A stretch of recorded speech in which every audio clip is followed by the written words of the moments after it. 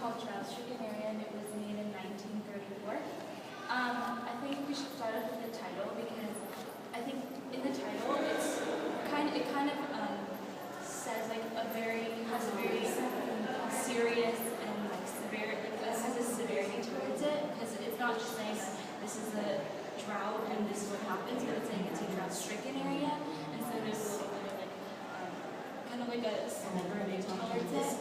And I think Hope wanted the audience to kind of understand the vastness of the painting and like the emptiness in the back, but in the front of the painting it's really clustered, and like something really interesting that we noticed was that the soil in the foreground of the painting is very dry and it looks really cracked, but in the back of the painting it's very smooth and it doesn't really seem to be like as dry as the sand in the front. And so I think Hope's main point for this painting was just to say that people have changed nature and that the infrastructure and the stuff that man have touched kind of ruined the grassland that he grew up with, because he remembers like playing in the field and playing on the grass and watching the sunset, but now his land is just a deserted farmhouse and farmland. So he's kind of trying to express, I'd say, more of an angry tone than one that's more like sympathetic towards the people that had to go through the Dust Bowl. So I think he's trying to express the reality of the situation and the reality of like what happens when people misuse land and when the Dust Bowl occurs. So. All right, so Poe was very much in tune, very much a believer in preserving and taking care of Mother Nature, which is why he kind of in this piece, there's very few people, there's no people at all, and the point of that was also to contribute to the emptiness of the piece and kind of this sense of hopelessness, this sense of a void being left behind from what humans have done to its soil. There are clouds, but when you get up into where the man-made area is, yes, it's clustered to once again show that man has, in essence, caused this problem and is not in tune with nature at all. You see the dust and sand is kind of engulfed all the space and all the man-made structures, almost as if reclaiming what was once the land that was once belonged to nature is being reclaimed by the sand and dust and stuff like that.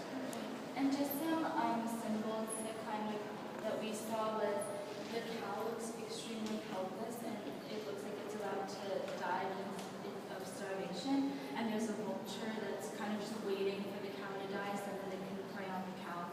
And the cow, this thing right here is a water bowl, but it's filled with sand instead of water, and so the cow is, again, that goes back to the hopelessness of the piece and how I thought it was really interesting because Hope's perspective was, instead of being sympathetic towards the people who had to go through the Dust Bowl and like experience all of that, he's kind of expressing more of like an angry tone towards them, and this painting is kind of trying to express like this is what happens and this is the reality of the situation. And one more point is that this piece is categorized as a psycho-reality piece, which means like he was trying to convey the gravity and the realism of the situation. And Hogue is a realism painter, and that kind of goes against what he usually paints because this is a psycho-reality piece, but it still has a very powerful message saying that these are the consequences. The point of kind of psycho-reality is so that he can, in a way, bend reality to get his message across. See, in reality, these structures would not be this close together. The thing about farms is that things are always very spread apart. But he has, kind of brought them all together to, kind of show how intense it was what caused the Dust Bowl, how intense all the farming and all the production had to be, all the overproduction, and then they weren't using proper dry land farming techniques to revitalize the soil. It was all just intense and high power, and then this is the result. At the end of it all, there's nothing left. Even the water, or even the windmill, which is pumping water from under the surface, because obviously there's no surface water in the desert area, in a typical desert area. Even that's broken. There's There's no water coming from anywhere. There's no life coming from anywhere. Life for this cow is at this point that water bowl, and it's empty. It's full of nothing but sand.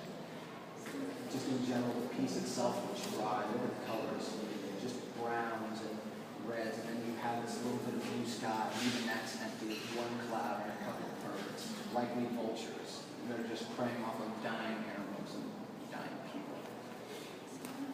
And so even the fences themselves are being covered and buried. Literally, nature and the freedom of the animals and nature is just reclaiming what was once theirs.